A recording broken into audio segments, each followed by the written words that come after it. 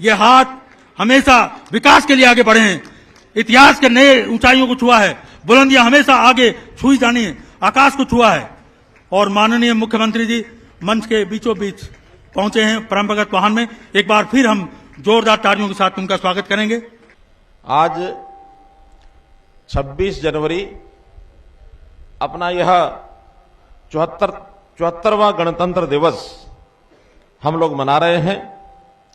अपने इस गणतंत्र दिवस व बसंत पंचमी के उत्सव के पावन अवसर पर मैं आपको सबको बहुत बहुत बधाई और बहुत बहुत शुभकामनाएं देता हूं। आज का दिन हमारे देश के इतिहास का एक बहुत बड़ा महान दिन ऐसा रहा है। हमने दुनिया के सबसे बड़े गणतंत्र भारत के नागरिक होने का गौरव पाया है। आज के दिन 73 साल पहले हमने देश में गणतंत्र का नया सूर्य उगते हुए देखा था।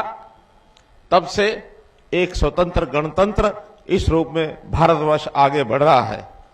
भाइयों बहनों, 26 जनवरी केवल एक राष्ट्रीय पर्व ही नहीं है, बल्कि एक राष्ट्रीय अनुष्ठान है, एक राष्ट्रीय बहुत बड़ा गौरव का यह दिन है, जिसमें सैकड़ों हजारों लोगों ने अपने आहुति दी और आज भी अपना योगदान दे रहे हैं।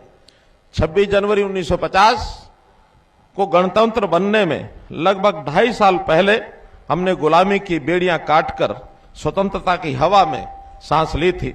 इसलिए गणतंत्र दिवस से आजादी के आंदोलन की अनेकों यादें आज जुड़ी हुई हैं।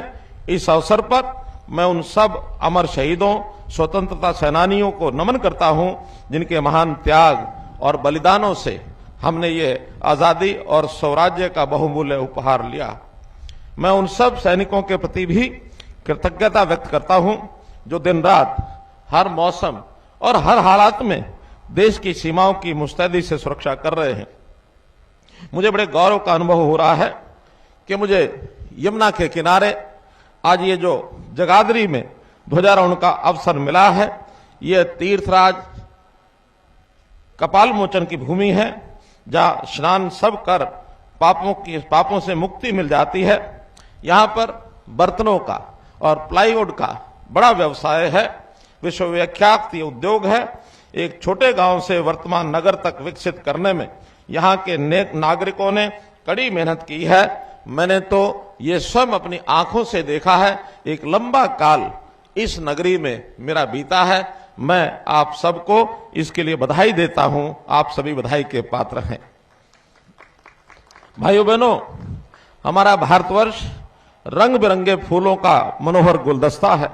यहां 4 महीने में मौसम बदल जाते हैं, कोस कोस पर पानी बदल जाता है, हर 20 कोस पर वाणी बदल जाती है। हमारी वेशभूषा और खान पान, इसमें एक बहुत बड़ी विविधता है।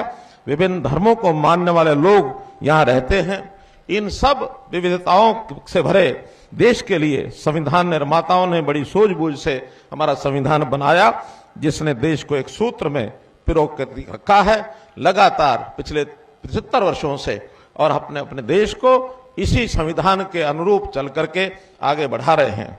हमारा संविधान लोकतंत्र का पावन ग्रंथ है। डॉक्टर राजेंद्र प्रसाद जी का नेतृत्व कौशल है, जिसमें डॉक्टर भीमराव जी अंबेडकर जी की दूरदर्शिता और यह संविधान लौह पुरुष सरदार वल्लभ भाई पटेल जी के दृढ़ निश्चय का भी प्रतीक है। हमारे संविधान में भारत की आत्मा बसती है। इसी की बदौलत हर देशवासियों को न्याय, समानता, स्वतंत्रता, विचारों की अभिव्यक्ति तथा उन्नति के समान अवसर ये मिल रहे हैं। 26 जनवरी 1950 के दिन देश की जनता ने संविधान को केवल स्वीकार ही नहीं किया, बल्कि इसको आत्मसात किया है। इसके अनुसार हम अपने आदर्श जीवन को जी रहे हैं। संविधान हमारा आदर्श भी है, आत्मा भी है और हमारी आस्था भी है। यह हमारे लिए एक गीता है, जीवन का सार है। इसकी हम श्रद्धा के साथ और इसके ऊपर हम अमल करते हैं।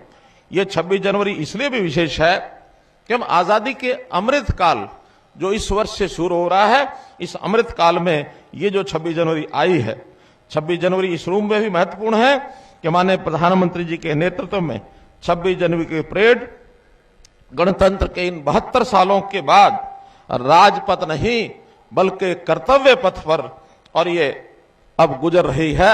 इसी समय ये जो हमारी यात्रा गणतंत्र दिवस की देश की राजधानी दिल्ली के अंदर और ये आगे बढ़ रही है।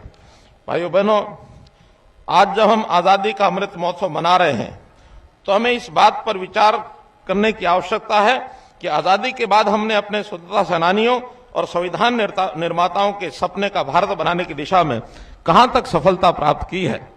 प्रधानमंत्री श्री नरेंद्र मोदी जी के ओजस्वी और दूरदर्शी नेतृत्व में आज हम उनके सपनों का भारत बनाने की ओर दृढ़ता से आगे बढ़ रहे हैं। लोगों की आशाएं और आकांक्षाएं फलीभूत हो रही हैं।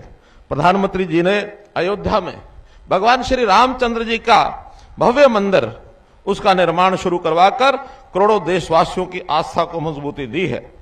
भाइयों बहनों, माननीय प्रधानमंत्री जी के ओजस्वी मार्गदर्शन में हमने हरियाणा प्रदेश में सबका साथ सबका विश्वास सबका साथ सबका विश्वास और सबका प्रयास के मूल मंत्र पर और पंडित दीनदयाल जी उपाध्याय के अंत्योदय के दर्शन पर चलते हुए प्रदेश की तस्वीर बदली है।